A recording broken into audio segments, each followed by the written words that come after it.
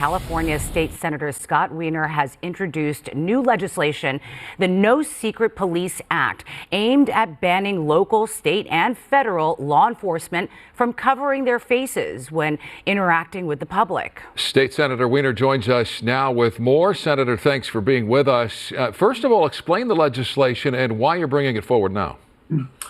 Sure. For law enforcement to work at any level, there has to be trust between law enforcement and the community. And historically, forever in this country, people know who police officers are. They can see their face. They have a badge on with a name, with a number. And that's how we've typically done law enforcement in this country, with very few exceptions. And what we're seeing now is really being driven by Trump and by what ICE is doing. Is we're seeing the emergence. I mean, they're trying to build a police state, but we're seeing the emergence of basically secret police, where they're covering the bulk of their face. You can't tell who they are. They are wearing uniforms that sometimes it's like an army fatigues or a jacket that says police, as if they were local law enforcement. It's creating fear in the community. They're snatching people off the streets. People don't want to go out. And that makes us all less safe. If people don't want to interact with law enforcement, because they think they're going to get snatched and thrown into a van, we're all less safe. So what our bill proposes is that law enforcement officers, with only a few exceptions, cannot cover up their face, and that they also have to have identifying information so that people know who they're interacting with. So, Senator, some critics call the proposal unconstitutional, saying it would dox law enforcement agents and would amount to the state regulating federal law enforcement. So how do you respond to those critics? Well, in terms of doxing, obviously, like we don't want people to be doxed, and there are rules and laws around doxing.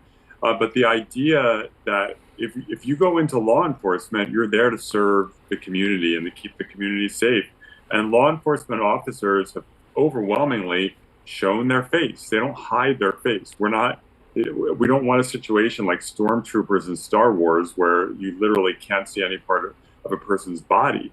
Law enforcement needs to be integrated into the community, responsive to the community, and we should know who they are. And we should know if they're actual law enforcement officers. What ICE is doing is creating an atmosphere where people feel empowered to just put on some random uniform and pretend to be the police and potentially grab people. It's very, very scary. In terms of the federal versus the state, it is sometimes a difficult issue to suss out. Trump is taking a very, very aggressive stance, saying that the states don't have the power to do anything. And we do think that there is an argument that we can do this. And if they disagree, then that's why courts exist, to decide these kinds of issues. But right now, people in the community are scared. We have these secret police running around covering their face, not identifying who they are. You don't even know who's law enforcement and who isn't, who's local law enforcement, who's federal. That is an unacceptable state of affairs, and so we need to elevate this issue and talk about it. Senator, you say there are exceptions. Let's walk through some of that, because obviously we've seen angry protesters at times throwing things at law enforcement. How did this apply, or would it apply to sort of protective covering around the face? Sure. A couple of things to be clear. When you talk about police in riot gear where they have like a clear shield in front of their face, this bill does not apply to that. This is about obscuring your face so that you can't tell who the person is. So having a clear face shield in front of your face, this bill does not apply to that. The bill does contain exemptions, for example, for SWAT teams, because they frequently cover up their face because they're in very close quarters and may potentially have chemicals or they harm to their face. So we include an exemption for SWAT teams. In addition, if officers are doing it for health reasons and they're wearing like a surgical mask, an N95, that's not covered. And then in addition, if there is some sort of natural disaster, so there's smoke, and they have to protect themselves in terms of breathing, they can do that. And we'll continue to work with law enforcement to refine when it is acceptable. There are situations where law enforcement does need to do this. Right. But I'll tell you what's happening now does not count as some sort of necessary situation. It's creating fear in the community and undermining trust for law enforcement. Well, obviously you're focused on law enforcement, but do you have any concerns about protesters or some of these outside agitators covering their faces as well? Like, should there be legislation targeting that?